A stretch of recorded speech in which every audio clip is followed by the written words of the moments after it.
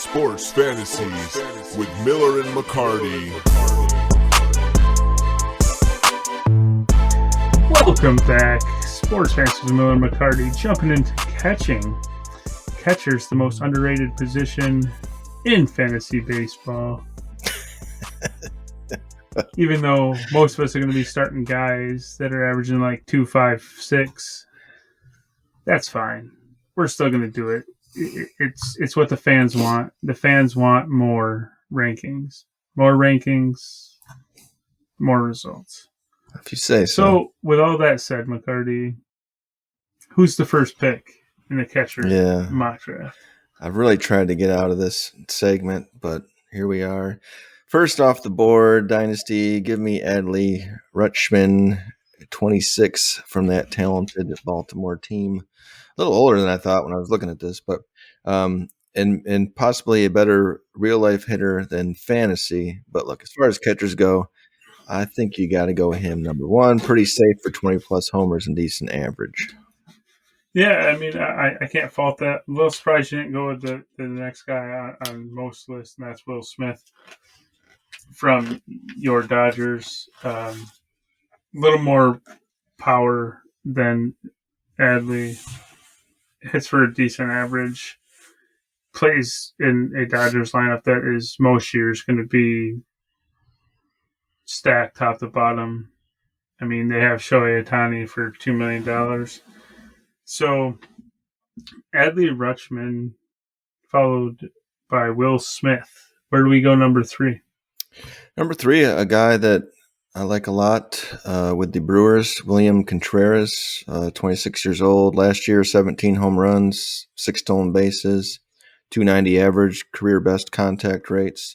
And a guy, too, that didn't touch on at the beginning, but there's a lot of teams out there now that are kind of going more with that timeshare when it comes to catcher. And so, you know, what we definitely want here is guys that aren't going to have any part of a timeshare. It's, you know, they're catching 140 to 145 games a year, and Contreras is one of those guys.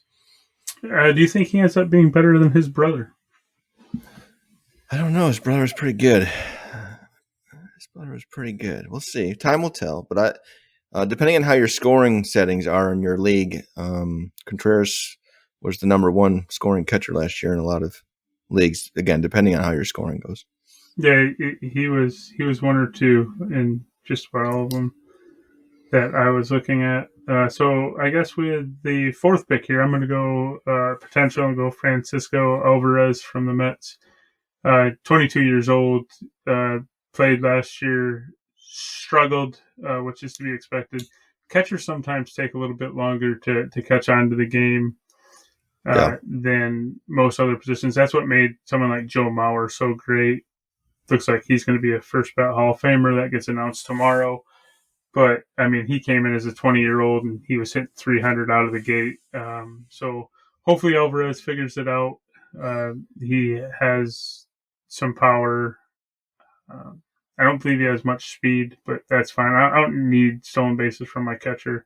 I can sacrifice that if they can hit 250 and hit 20 home runs, get 70, 80 RBI, maybe hit 25 doubles. I'll take that all day. Yeah, I mean, Alvarez is a guy that once he really gets it going in a couple of years, I think you're looking at 35 plus home runs out of him, which you can't ask for any more out of the catcher spot. So what are we at, 5? I guess here I don't love anybody left. So here I would go for consistency. That's JT Real Muto. 33 years old. So you might start the next few years, he's probably going to get some more days off here and there. But again, consistent, 20 home runs every year plus. He still gets a lot of stolen bases. I think he had 16 last year. He's hung in that 15 to 20 stolen base range most years. He's in a good lineup, safe floor. That's what I'm looking for with a catcher. If you can find a guy with a safe floor, then I'll take it. I think that's a fair pick. He's a little bit further down my list. So I guess at the 6th spot, I would go Logan O'Hoppe from the Angels, 23. Showed some potential last year. There are a lot of places that have him ranked in the top 3 dynasty wise. I don't know if he's going to be that, but I think he's good value at pick 6. I like that. I had him a little bit lower, but I do like him. So at 7, then I guess I would go Yanir Diaz. I believe with the Astros, 25 years old, had 23 home runs last year, and that was within not a full season. So again, a guy that looks like as long as he's in the lineup, he's going to get you 20 to 30 home runs. I'll take it. They said he's going to be the everyday catcher this year too. I guess next for me, then I'm going to go with a guy like Bo Naylor, also 23.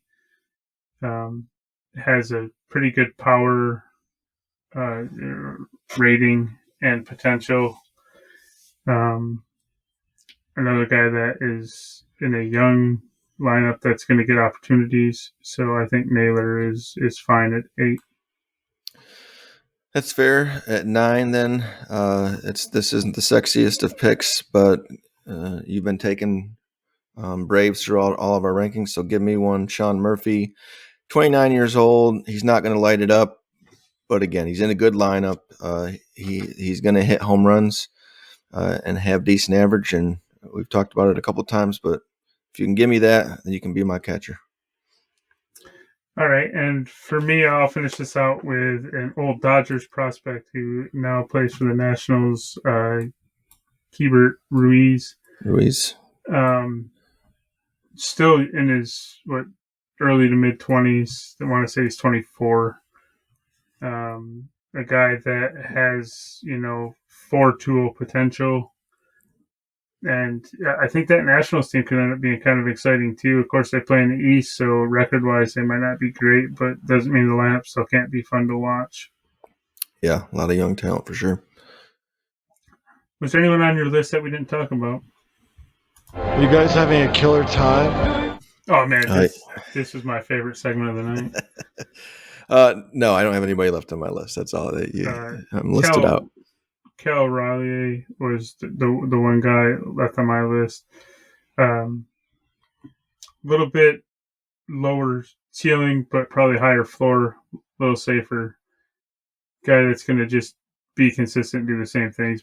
I mean, in points per game, like we planned, probably not going to be much more than 3.5 most years. That's going to be a good year for him.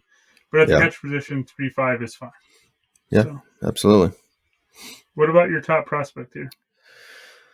All right. Well, I wouldn't recommend people put a ton of stock into catching prospects. But look, there's one guy that seems to be first on all the lists, Ethan Salas from the Padres.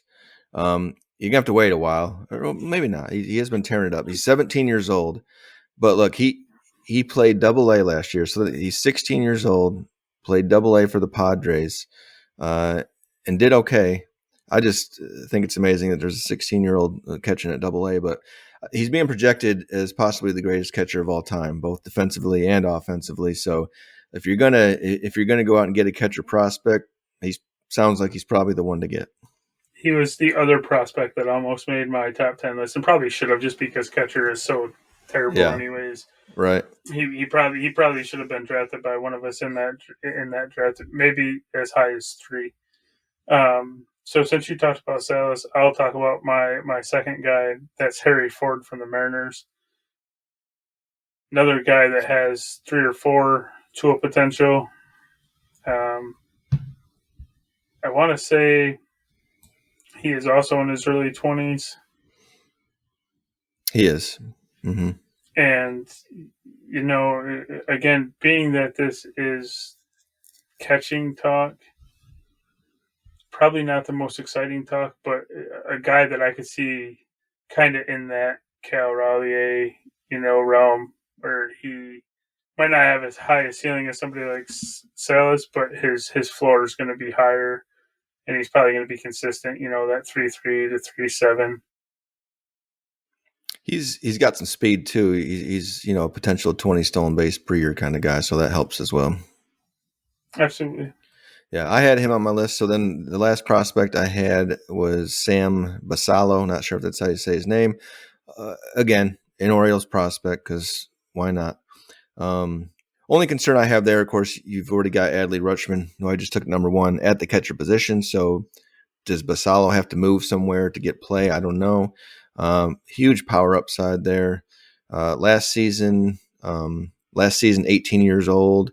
Between single A and high A, he hit 20 home runs and had 12 stolen bases. So a lot of potential there for Basallo. Well, I tell you what, for as much as you didn't like catchers, we went guy for guy here, which is interesting because I'm pretty sure that according to MLB.com, Salas is 1, Fortis 3, Basallo is 5.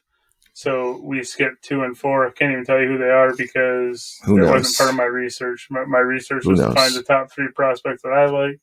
And obviously, great minds think alike. And that's where we're at. So I think what the fans really want to know is, where do we go from here? Well, of course, where we're going to go from here is we're going to talk about the outfielders. I think we're going to break those down: left, center, right.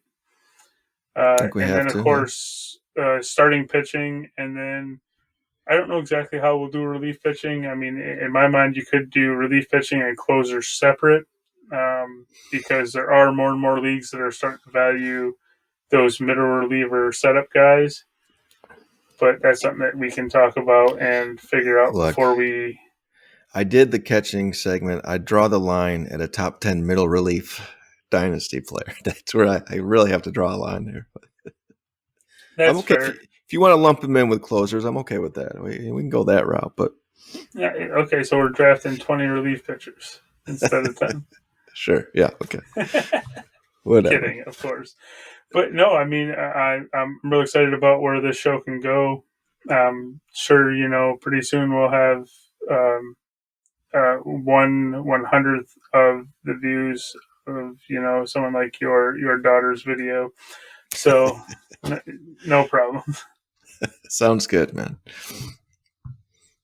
All right. Well, we'll be back when we're back. To all you grateful listeners, have a wonderful night. See you when we see you. Okay, later. 5. Thank you for listening to Sports Fantasies with Miller and McCarty. And be sure to catch future shows wherever you stream. Oh, bye-bye now.